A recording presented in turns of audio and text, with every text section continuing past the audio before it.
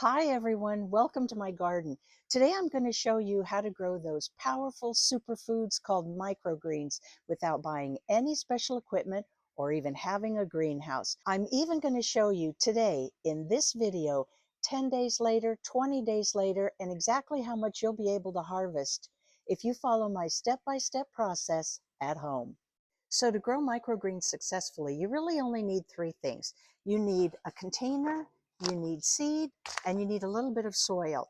If you watched my video on growing microgreens in any recycled container, you know that I'm a big proponent of using what you already have versus going out and buying specialized equipment.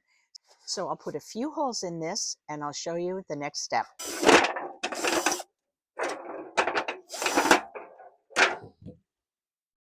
Okay, now for the soil. This is just my all-purpose garden mix. It's actually a combination of some soil that I bought at the nursery and a little bit of the soil in my own garden.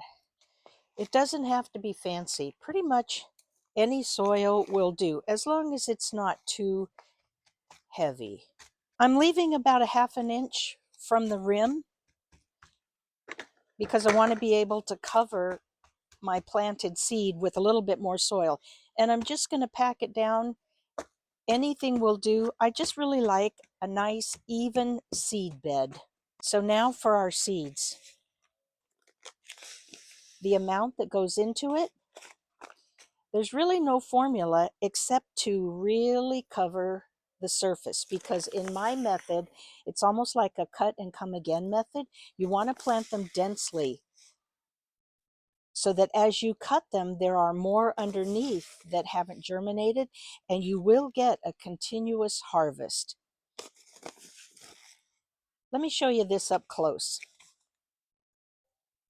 So here's a close-up look of how densely I've planted the seeds, because the idea is to get a continuous harvest. You want more seeds underneath that haven't germinated once you cut that first flush of micros. Now what you want to do is cover them with about a ½ inch of the same soil,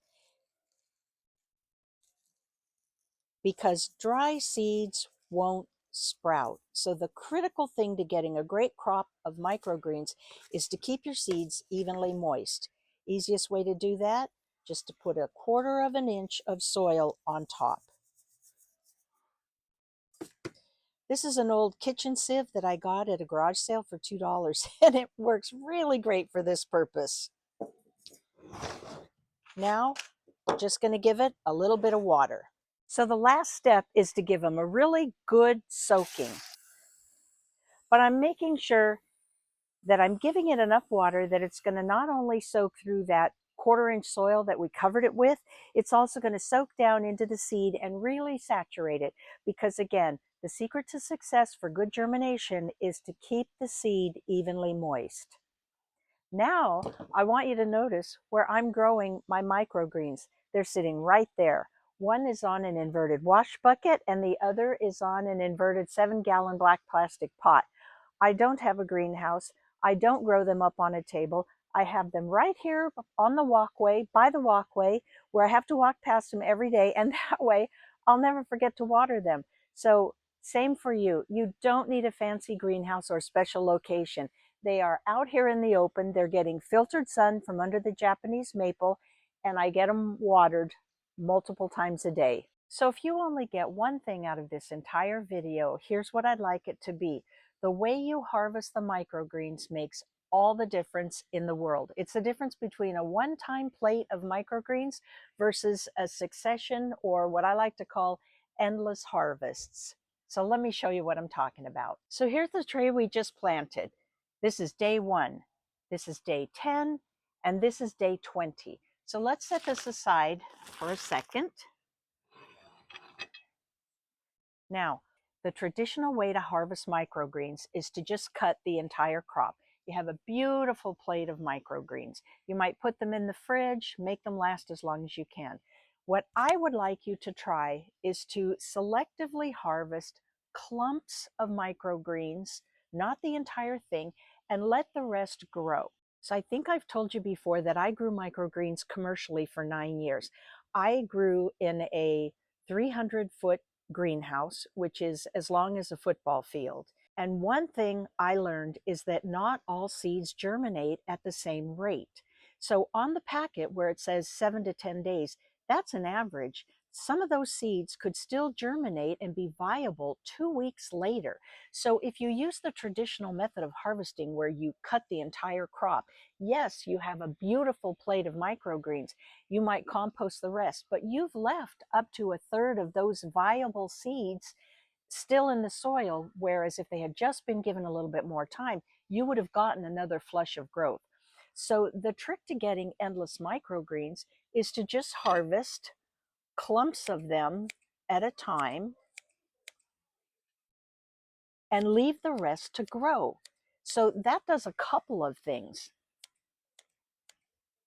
When you plant them thickly, like I recommended, the ones underneath are going to need a little bit of air and a little bit of sun. And so by taking off the clumps, you are allowing those ungerminated seeds to get that sunshine and start to germinate themselves. So this is 10 days. You can see how tall they are. What you don't know is that a couple days ago, I already did this. I had already taken some when they were maybe 6 days old. This is 10 days old now. So I'm going to take about that much. You could take more. And if you leave them for another 10 days, you're going to get this. This is still a combination of microgreens. But you can see that now, after this has been planted for 20 days, there are also petite leaves. So I have all different sizes. And what I'm going to do is the very same thing. I'm going to cut bunches.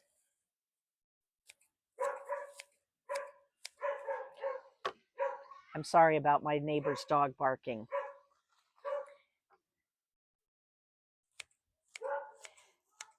And I'm going to have a wonderful harvest of all different size leaves.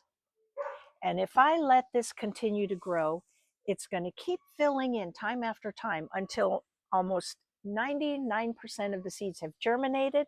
And I've probably gotten 3 weeks, maybe more, out of this one tray. So that's my method for continuous harvest. Please let me know in the comments if you tried it, if you feel that it's a better value, more bang for your buck for those microgreen seeds and your time in the garden. Thanks so much for being here. Please like and subscribe, and I'll see you in the next one.